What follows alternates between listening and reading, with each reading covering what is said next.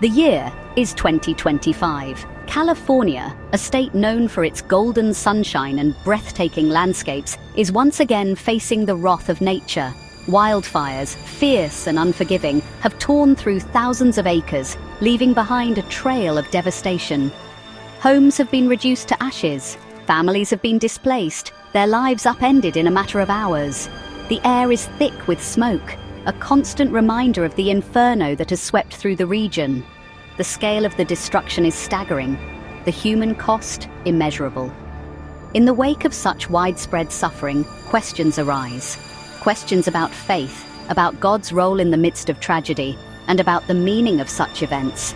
Some voices, fueled by grief and despair, whisper of divine judgment. They point to the wildfires as a sign of God's wrath, a punishment for the sins of humanity. Others, clinging to hope, reject this notion. They see the fires as a tragic but natural disaster, a consequence of climate change and human negligence. The question of whether natural disasters are a form of divine judgment is not new. Throughout history, humanity has grappled with this question, searching for answers in times of crisis and despair. The Bible itself is replete with examples of disasters that seem to fit this pattern. The Great Flood, a story etched in the annals of human memory, is often cited as an example of God's judgment upon a wicked world. The destruction of Sodom and Gomorrah, cities consumed by fire and brimstone, is another stark reminder of the consequences of sin. These biblical accounts paint a vivid picture of a God who is both just and merciful, capable of both wrath and redemption. However, it is important to approach these stories with both reverence and caution. The Bible is not a simple rulebook, and its stories are complex and multifaceted. While it is true that God has used natural events to enact judgment in the past, it is not for us to definitively declare that any particular disaster is a direct result of divine wrath. To understand the relationship between disasters and God's judgment, we must delve deeper into the concept of sin. From a Christian perspective, sin is not merely a list of rules broken, but a fundamental separation from God. It is a corruption of our nature, a force that permeates every aspect of creation.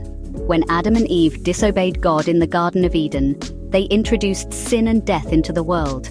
This act of disobedience had far-reaching consequences, disrupting the harmony of creation and subjecting humanity to suffering and decay.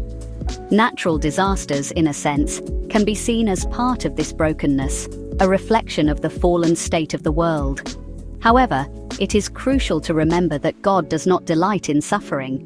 He is not a vengeful deity waiting to punish us for our transgressions. On the contrary, the Bible tells us that God is slow to anger and abounding in steadfast love. Psalm 103, verse 8.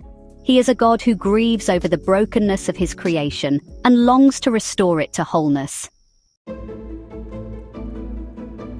So, how should Christians respond to disasters like the California wildfires? First and foremost, with compassion and love. In the face of suffering, our instinct should be to reach out to those in need, offering comfort, support, and practical assistance.